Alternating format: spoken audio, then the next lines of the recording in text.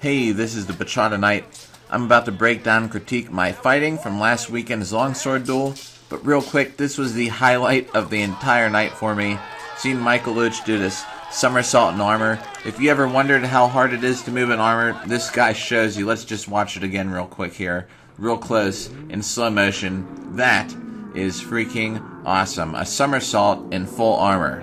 I'm happy to say that the first critique I have of myself is a positive one. If you watched my Facebook Live training videos in the last couple weeks, you might have seen the night that I thought of this move. Maybe I didn't invent it, I'm sure someone out there has done it before, but here we are, we get in a clinch, I take a passing step and I throw that elbow straight to the face. Watch the replay real quick right here.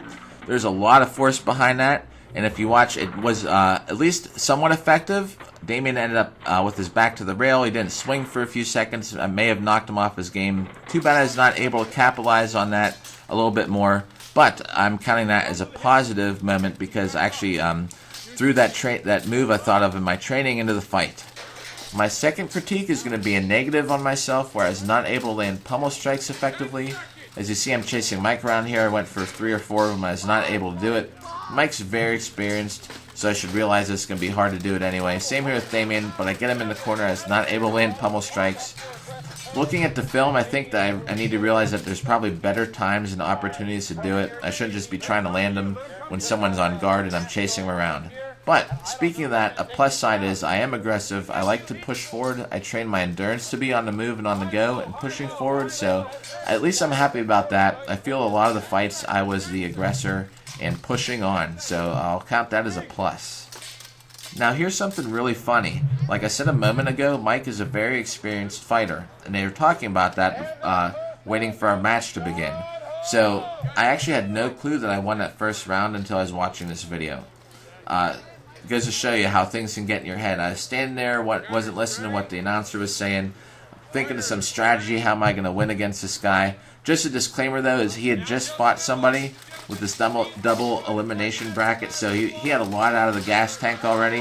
Had we met for the first time on with full energy, I'm sure it would have been a different outcome, I can tell you that. Dude hits hard. I felt every one of his hits.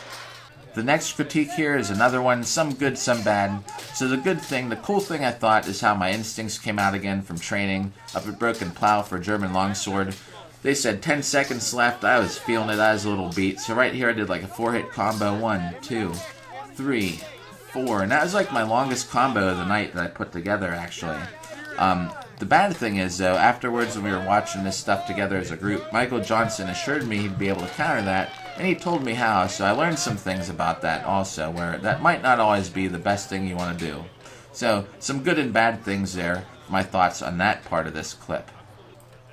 To wrap things up, this is my 11th and final round of the night. I was so frustrated in the 10th round before this, which I lost, because I got my sword stuck in the list. I got tangled up, got hit a few times that I really think I should have been able to block. But, I was really happy with this round. I think I did really well for fighting 11 rounds. Now, the thing though that really got to me about this is when we were down in the corner, and you can see when I'm taking a couple good swings at Damien, someone was yelling, chop, chop, chop, and you can hear somebody else stop. So I did. We both stopped. Had we not stopped, would it have been any different? I don't know. I mean, I was feeling it. Despite how much I trained, right there, I'm just going at it. Listen, stop. Stop.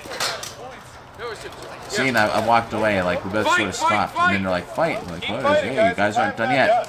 But I thought we were. Nobody said 10 seconds left, so I don't know. Would it have went different? Probably not. I mean, dude is a great fighter. He won second place in the competition. Michael Johnson won first, so I was happy with everything. Hope you liked this critique, everybody.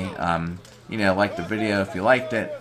Stay tuned for more fighting content, and of course, ballroom dancing content here on my channel. So appreciate the time you spend here with me and listen to me talk about me fighting.